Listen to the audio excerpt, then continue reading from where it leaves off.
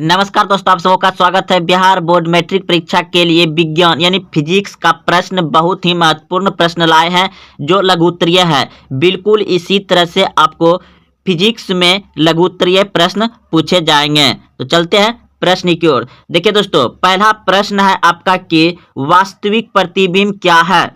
तो वास्तविक प्रतिबिंब क्या है, इसका एकदम अच्छे से सरल भाषा में उत्तर बताएंगे। दूसरा नंबर प्रश्न है, इंद्रधनुष किस प्रकार का वर्णपट है। इसे भी दोस्तों बहुत ही सरल भाषा में बताएंगे जो कि आपको अच्छे से याद हो जाएगा। तीसरा नंबर प्रश्न है, ए मीटर को विद्युत परिपथ में किस प्रकार जोड़ा जाता है। तो यह दोस्तों आपको ऑब्जेक्टिव में भी पूछा जा सकता है। 4 नंबर प्रश्न है, विद्युत हीटर की तार किस मिश्रित धातु का होता है। 5वां नंबर प्रश्न है, दृष्ट धारा के स्रोता का नाम बताइए। दृष्ट धारा के स्रोत का नाम बताइए। 6वां नंबर प्रश्न है, विद्युत विभव से क्या समझते हैं। 7वां नंबर प्रश्न है आपका 7 नंबर प्रश्न है, रेलवे सिग्नल में लाल रंग के प्रकाश का उपयोग क्यों किया जाता है। 8 नंबर प्रश्न है, प्रावर्ती धारा एवं दृष्ट धारा में क्या अंतर है। 8 नंबर प्रश्न है, प्रवर्ती धारा एवं दृष्ट धारा में क्या अंतर है। 9 नंबर प्रश्न है, निकट दृष्टि दोष क्या है, इसे किस लेंस से दूर किया जाता है। 10 नंबर प्रश्न है, अवतल दर्पण द्वारा बना प्रतिबिंब को स्वच्छ रेखा चित्र द्वारा दिखाइए। तो कह रहा है कि अवतल दर्पण में प्रतिबिंब जो बनता है वह स्वच्छ रेखा चित्र बनाने कह रहा है दोस्तों, चित्र द्वारा दर्शाइए। तो पहला है आपका, जब वस्तु अनंत पर रहेगा तो अवतल दर्पण में किस प्रकार का चित्र बनेगा। दूसरा है, जब वस्तु अनंत एवं वक्रता केंद्र के बीच रखा जाता है तो कैसा चित्र बनेगा। तीसरा नंबर है, जब वस्तु वक्रता केंद्र पर रखा जाता है तो कैसा चित्र बनेगा। तो चलते हैं अब इस प्रश्न के सभी उत्तर को बताने के लिए। दोस्तों अगर आप कॉपी कलम रखे हैं तो छोटा छोटा प्रश्न है, लिख लीजिए इसे रोक करके और इसका आंसर आगे बढ़ा करके आप लिखिएगा। तो चलते हैं, देखिए प्रश्न का उत्तर। पहला प्रश्न है आपका 1 नंबर का प्रश्न था, वास्तविक प्रतिबिंब क्या है। वास्तविक प्रतिबिंब क्या है, तो 1 नंबर दे करके यहाँ पे आप उत्तर लिख लीजिएगा और उत्तर में लिखिएगा, प्रकाश की किरणें परावर्तन या अपरावर्तन के उपरांत जिस बिंदु पर काटती है वस्तु प्रतिबिंब कहलाता है। इसे पर्दे पर उतारा जा सकता है। यानी कि दोस्तों इसे अच्छे से समझिए।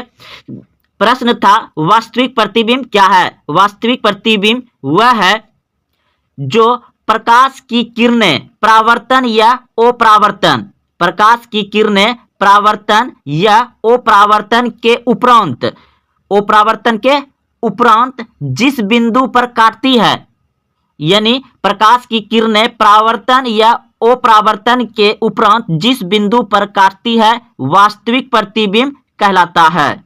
इसे पर्दे पर उतारा जा सकता है।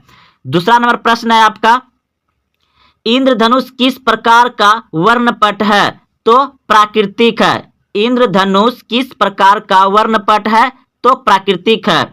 तीसरा नंबर प्रश्न है, ए मीटर को विद्युत परिपथ में किस प्रकार जोड़ा जाता है। ए मीटर को विद्युत परिपथ में किस प्रकार जोड़ा जाता है, तो श्रेणी क्रम में जोड़ा जाता है।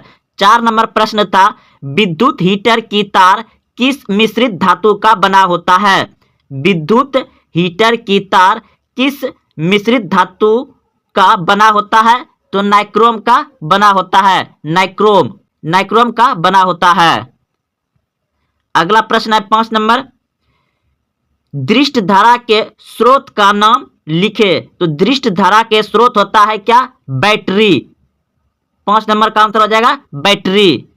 अब देखिए 6वां नंबर प्रश्न था, विद्युत विभव से क्या समझते हैं। विद्युत विभव से क्या समझते हैं, तो उत्तर में लिखिएगा 6वां नंबर का, किसी इकाई घन आवेश को अनंत से विद्युत क्षेत्र के किसी बिंदु तक लाने में जितना कार्य करता है वह उस बिंदु पर विद्युत विभव कहलाता है।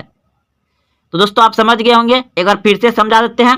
प्रश्न था कि विद्युत विभव से क्या समझते हैं, तो विद्युत विभव से हम यह समझते हैं कि किसी इकाई घन आवेश को अनंत से विद्युत क्षेत्र के किसी बिंदु तक लाने में जितना कार्य करता है वह उस बिंदु पर विद्युत विभव कहलाता है।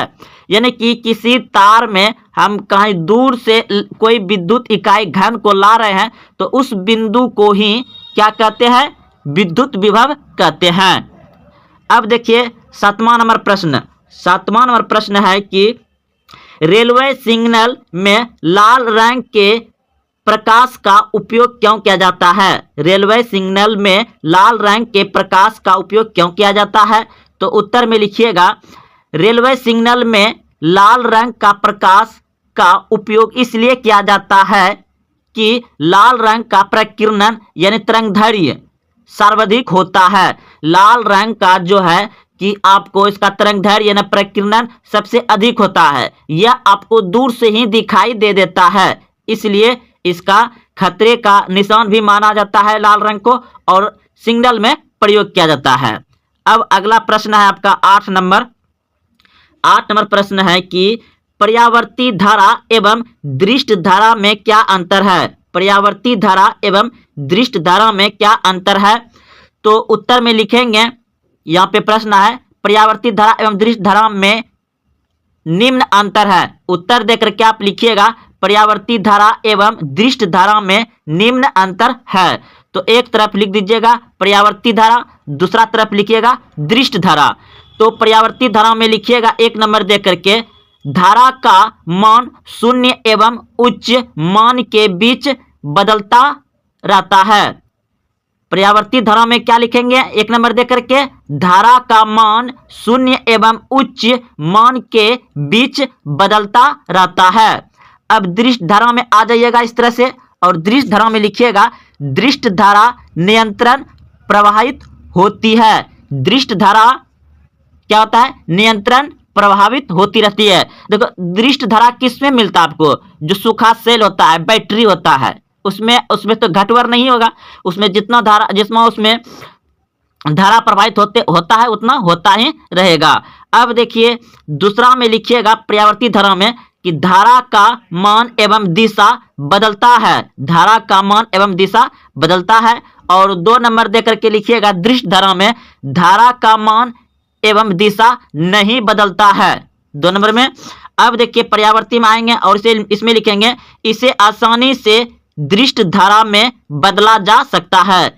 यानी पर्यावर्ती धारा को इसे आसानी से दृष्ट धारा में बदला जा सकता है। 3 नंबर देकर के लिखिएगा दृष्ट धारा को इसे कठिनाइयों से पर्यावर्ती धारा में बदला जा सकता है। कठिनाइयों से कि बहुत कठिन होता है इसको दृष्ट धारा में बदलने के लिए। अब अगला प्रश्न है तो 9 नंबर प्रश्न था निकट दृष्टि दोष क्या है, इसे किस लेंस द्वारा दूर करते हैं। तो उत्तर में लिखिएगा यहाँ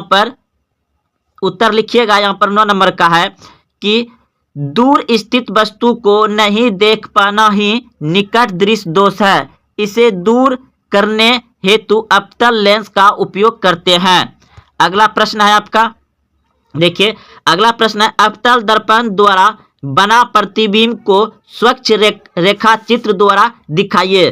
तो ए नंबर है, तो ए नंबर में वहां क्या था आपका, ए नंबर में था जब वस्तु अनंत पर रखा जाता है। तो जब वस्तु अनंत पर रखा जाएगा तो आप इस तरह से बना लीजिएगा अनंत पर। जब वस्तु अनंत पर यानी कि अवतल दर्पण में जब वस्तु अनंत पर रहेगा तो आप इस तरह से बना लीजिएगा। और दर्पण कौन सा है, ये अवतल दर्पण है। तो इधर से प्रकाश और इधर से प्रकाश आएगा, यहाँ आकर के मिल जाएगा। ये आपका सी बिंदु वक्रता केंद्र है। इस तरह से आप बना लीजिएगा।